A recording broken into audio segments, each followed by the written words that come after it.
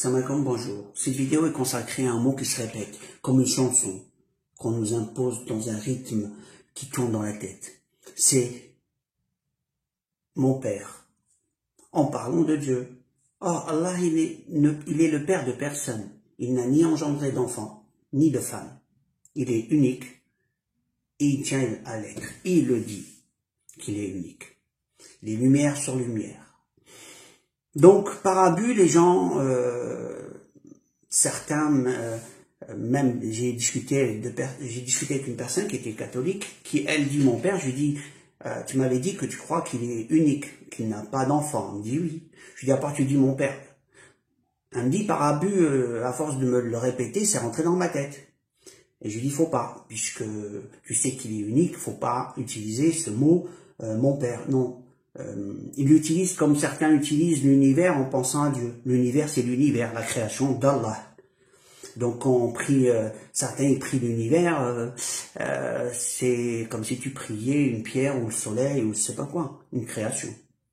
Donc, arrêtez de dire prier l'univers, on prie Allah, Dieu l'unique, voilà. Mais quel que soit le nom qu'on lui donne, ça doit être le créateur de toutes choses, voilà. Et l'univers, c'est une créature. De la création que Allah a créée. Donc, il n'a ni enfant, ni femme. Voilà, donc, il est unique. J'ai vu un musulman de bonne foi qui a dit, qui attend même l'arrivée du Mahdi et qu'il dit de bonnes choses, mais il répète une phrase, mon père. À force de lire les livres, différents livres, pour connaître certaines vérités cachées et non divulguées qui sont dans la Torah ou autre. Et dans la Bible, il utilise le mot mon père. Or, le mot mon père, il l'a répété en attribuant à Allah. Mais lui, pour lui, c'est comme s'il disait un savoir qui vient d'eux, comme nous on dit nos pères, nos anciens, c'est pas mon papa, c'est des anciens, pas forcément de l'hérédité, c'est dans le sens de la science qui vient des anciens. Et là il dit mon père parce que ça lui colle comme dans une chanson dans la tête, et il trouve que ce mot n'est pas si important puisqu'il pense qu'il n'a pas d'enfant et qu'il n'a pas de femme et qu'il est unique. Mais non, t'as pas le droit de le dire, vu que Allah il dit ne pas utiliser des choses sur Allah, ne dites pas des choses qui sont fausses. Allah n'a pas d'enfant, il n'a pas d'enfant, alors vous n'êtes pas, il n'est pas votre père, donc vous n'êtes pas son fils, et vous ne pouvez pas le dire, même, pas l'attribuer seulement, mais même le dire. Si par erreur vous dites pardon parce que c'est une erreur et on peut faire des erreurs. Hein. Et on en fait pardon, le mot exact. Hein. Donc on demande pardon, une fois l'erreur faite, on dit pardonne-moi Allah. Donc la question est, on nous colle à la peau des mots, que ça devienne au quotidien, que ça devienne une facilité des choses, hein, si mon père, l'univers. Certains lisent les livres de bouddhistes parce qu'il y a des séances de relaxation, de méditation, il y a des côtés très intéressants en termes de concentration. Mais il y a un degré où on rentre dans l'aspect religieux qui il prie l'univers. Quand on prie l'univers, on prie la création, on prie par Allah. C'est comme si tu priais le soleil, hein, c'est pareil, hein, l'univers ou le soleil, c'est en plus gros volume, c'est tout.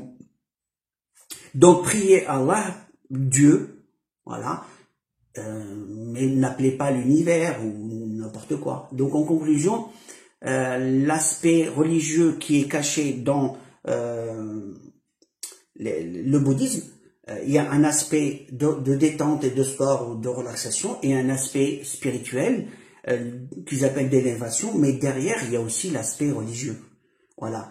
Donc il y a une bonne partie, mais il faut savoir que c'est la partie où il faut aller vers Allah, pas la partie, il faut aller vers des créatures ou autre chose. Voilà. Donc quand on mélange du vrai savoir avec du faux, après ça nous colle à la peau, c'est comme le mot notre Père qui est aux cieux. Il est aux cieux, mais il est partout et il n'est pas ton Père. D'accord? Et ni le mien. On est des créatures et que Dieu nous pardonne et nous place au paradis parmi ses proches. La question que je vous pose, dès que vous voyez quelqu'un qui est dans votre famille, vos proches, utilise un vocabulaire, prenez du tact pour lui dire c'est pas très bien ce qu'on dit, choisir le bon moment bien sûr, puisque la perception de chacun est délicate. On est dans un temps où on nous efface la mémoire. Et il y a un hadith qui dit tu dors mu'min, donc croyant, tu te réveilles, tu n'es non-croyant. Donc c'est les deux extrêmes. Hein. Et pourtant, on dirait que ce hadith serait faux. Or, on se rend compte d'une façon scientifique qu'on est dans un temps où on nous efface la mémoire. Et c'est le cas de beaucoup de gens. Ils se rendent compte qu'ils n'ont plus la capacité qu'ils avaient avant, en pensant que ça ne va pas, c'est le temps actuel. Non, il y a une machine qui est en train de nous effacer les mots, la mémoire et la capacité.